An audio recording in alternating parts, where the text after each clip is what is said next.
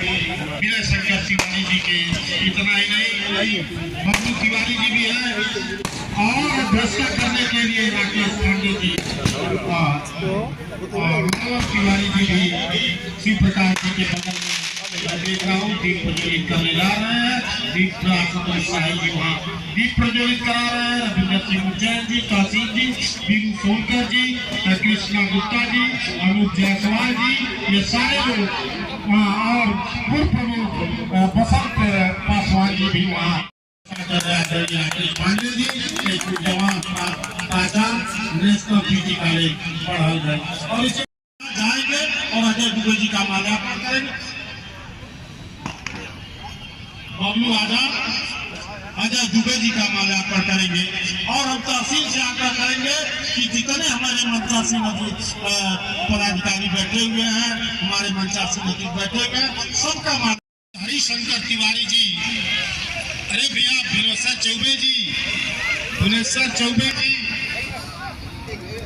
Lineup हो ये nowadays you know what happened. अच्छा बोल लेते हैं, अच्छा बोल लेते हैं भैया। इस तरह हमारे मुख्य अतिथि पंडित विनय शंकर तिवारी जी, पूर्व विधायक चिल्लू पार उनके साथ अध्यक्षता कर रहे हैं इस समारोह के परम आदरणीय डॉक्टर राजेश पांडे जी, जो प्राचार्य एमपी जी पढ़ागंज है, साथ में अध्यक्ष जी जो प्रतिनिधि हैं आदरणीय विधायक जी के, उनके साथ रविंद्र सिंह उज्जैन जो कमेटी के अध्यक्ष हैं, चर्चा करा रहे हैं दोनों टीम के खिलाड़ियों से। और नीले रंग की जर्सी पहने हुए सफेद पट्टी के साथ सफेद नंबर पड़ा हुआ ये बड़ी की टीम है और लाल रंग की जर्सी पहने हुए काला नंबर के साथ नंबर पड़ा हुआ ये दिल्ली की टीम है। दोनों टीमें जीतेंगी और इसके बाद विधायक के रूप में इनमें खान साहब हैं, अजय दुबे जी हैं जो बहुत ही करीबी हैं आदरणीय विधायक जी के पसंद सांसद जी हैं, सबका हार्दिक स्वागत। हालांकि विधायक जी को भी थोड़ा दब जीते थोड़ा पार्टी की तरफ से बहुत जरूरी करनी है, लेकिन कमेटी के रिक्वेस्ट पीछे सब पीछे इस उनको बधाई देता हूँ, धन्यवाद देता हूँ कि आपने अपने अमूल्य समय निकाला है। और चूंकि इसलिए भी मैं बता रहा हूँ कि पंडित हरिशंकर तिवारी जी के आप सुपुत्र हैं, जिनको विकास पुरुष के नाम से जाना जाता था। दिल्ली से नहीं, अगर चिल्लू पार में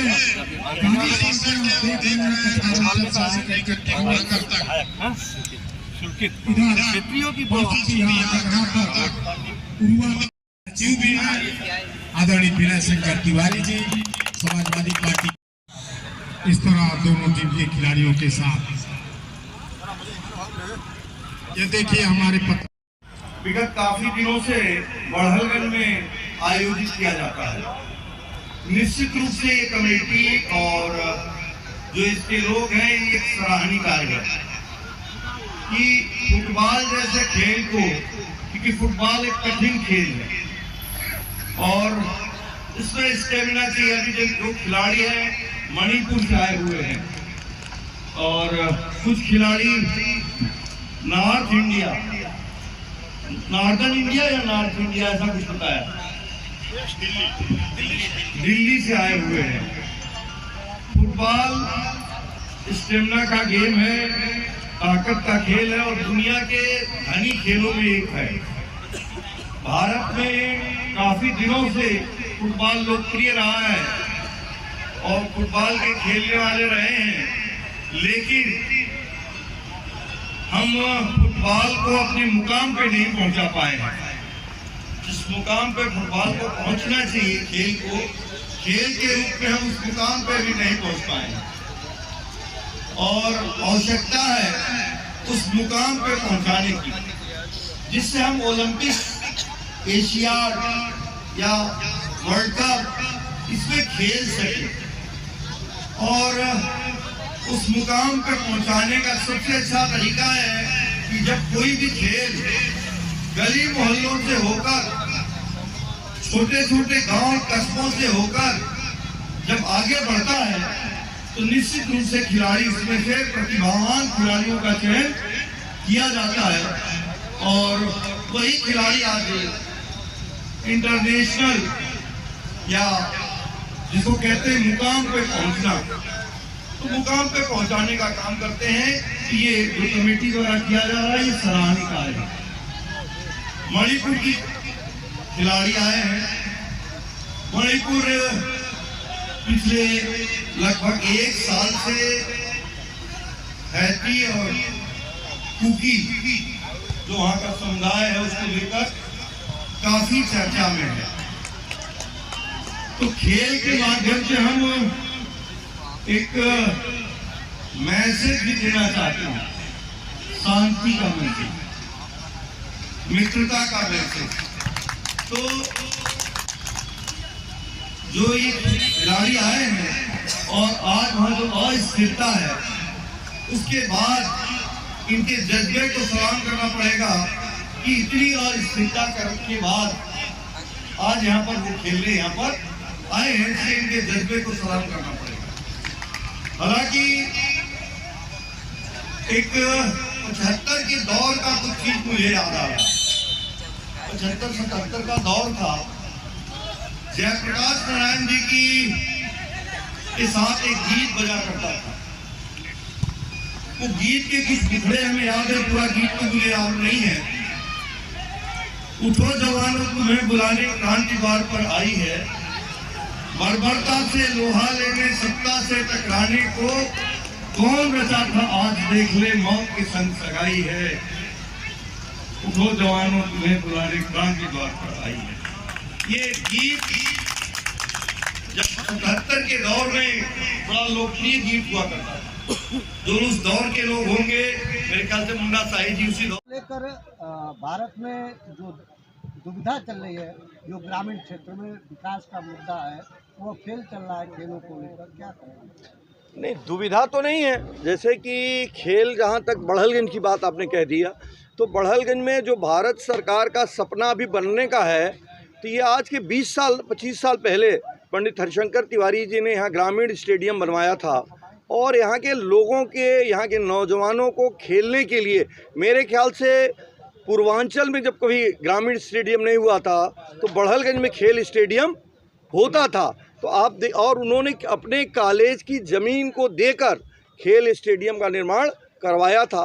तो हम लोगों की तो बराबर, हमारे परिवार की ये रही है कि यहाँ के नौजवान बेहतर खेलें, और उसका प्रमाण ये बढ़लगंज का मिनी स्टेडियम है, जिसको आज प्रदेश सरकार उसी की नकल पे आज चाह रही है कि हर विधानसभा में लगभग स्टेडियम हो, और 2027 तक अभी उनका टारगेट है। तो हम तो बनवा दिए थे 1999 में, तो लगभग 28 साल आगे चल रहा है बढ़लगंज। नहीं, जैसे ग्रामीण क्षेत्रों में प्रतिभाएं तो हैं, तो जब तक परिवार के लोग स्टैंड करा लेते हैं, उसके बाद नेता आते हैं, उसके बाद जो है सरकारें आती हैं, उसके पहले उसका कोई खोज खबर नहीं करता। नहीं, जो खेल के मैदान बनाए जाते हैं तो इसीलिए बनाए गए ना। तो जो यहाँ पे खासकर बढ़लगंज में तो खेल का मैदान बनाया गया, युवा कल्याण विभाग के द्वारा बनाया गया, अपनी ज़मीन देकर बनाया गया। सबसे बड़ी बात है कि सरकार को कॉलेज की ज़मीन देकर इस स्टेडियम का निर्माण कराया गया। तो बढ़लगंज के लिए आप ऐसा नहीं कर सकते हैं, लेकिन हाँ, जो खेल में प्रयास होना चाहिए सरकार के द्वारा, वो यथोचित प्रयास अभी नहीं हो रहा है। यहाँ की प्रतिभाओं को निखारने का प्रयास होना चाहिए। जिस तरीके से नेशनल स्पोर्टिंग क्लब द्वारा लगातार आयोजन किया जा रहा है हर साल, इसको लेकर क्या बोलेंगे? ये हमने तो अपने बात में ही कही कि भी एक सराहनीय कार्य है कि यहाँ के नौजवानों को नेशनल स्पोर्टिंग क्लब प्रोत्साहित करने का काम कर रहा है। इसके लिए उसको साधुवाद है कि क्योंकि इसी तरह से ही जब कोई भी खेल गांव में, गली में, मोहल्ले से जब खेला जाता है तो ऊपर उठता है और इनमें प्रतिभाएं निकला करती हैं। तो यहीं से प्रतिभाएं निकलेंगी। इस तरह के खेल होते रहें, ऐसे लोगों को प्रोत्साहन दिया जाना चाहिए। क्रिकेट के ग्लैमर के आगे बाकी खेलों का असर नहीं हो रहा है भारतवर्ष में, लेकिन बाकी दुनिया में तो फुटबॉल का ग्लैमर बड़ा है। अगर दुनिया में अगर आप देखेंगे तो फुटबॉल का ग्लैमर क्रिकेट से बड़ा है, लेकिन जो कॉमनवेल्थ के देश हैं वहाँ पे क्रिकेट का ग्लैमर बड़ा है, और ख़ासकर भारतवर्ष में भी क्रिकेट का ग्लैमर बड़ा है। और उस बीच ये जो आयोजन हुआ इसके लिए ये सराहनीय कार्य है। जी, बात कर लिया जाए खेलों की, तो जो प्राचीन खेलें हैं कबड्डी कुश्ती जैसी हुई, ये विलुप्त होती जा रही हैं, इसको लेकर कैसे देखते नहीं, हैं? कुश्ती को कैसे आप विलुप्त कर सकते हैं? अभी कुश्ती में आपके देश ने रियो ओलंपिक में मेडल मिला है, उसके पहले गोल्ड मेडल मिला था, तो इसको विलुप्त होना थोड़ा सा गलत हो जाएगा ये कहना, हाँ, कि अभी जितना होना चाहिए वो नहीं हो पा रहा है। कबड्डी कम देखने को मिल रही है। कबड्डी चूँकि अभी अंतर्राष्ट्रीय स्तर पे ओलंपिक में अभी नई इंट्रोड्यूस हुई है, तो अभी उसमें उतना चार्म नहीं आया है, लेकिन धीरे धीरे उसमें भी हमें लगता है कि जब संसाधन सरकार के द्वारा मुहैया कराए जाएंगे तो उसमें भी जो जिस फील्ड में आप बैठे हैं तो, और जिस फील्ड में आप बैठे हैं नेशनल इंटर कॉलेज के फील्ड में, यहाँ के लड़के नेशनल इंटर कॉलेज का कबड्डी में 3 लड़के यहाँ नेशनल खेल के आए हैं इसी कॉलेज के। तो धीरे धीरे यहाँ पे बड़हलगंज में भी कबड्डी का माहौल पहले से भी अच्छा था और अब अच्छा हो रहा है। और कबड्डी में अब थोड़ा परिवर्तन भी हो गया है कि पहले खाली ज़मीन पे होती थी, कबड्डी अब मैट पे होने लगी है। तो संसाधन उसके लिए सरकार को देना पड़ेगा। और सरकार अगर संसाधन देती है तो हमारे नौजवानों में ये प्रतिभाएँ हैं कि हम दुनिया से के स्तर से मुकाबला कर सकें। बहुत बहुत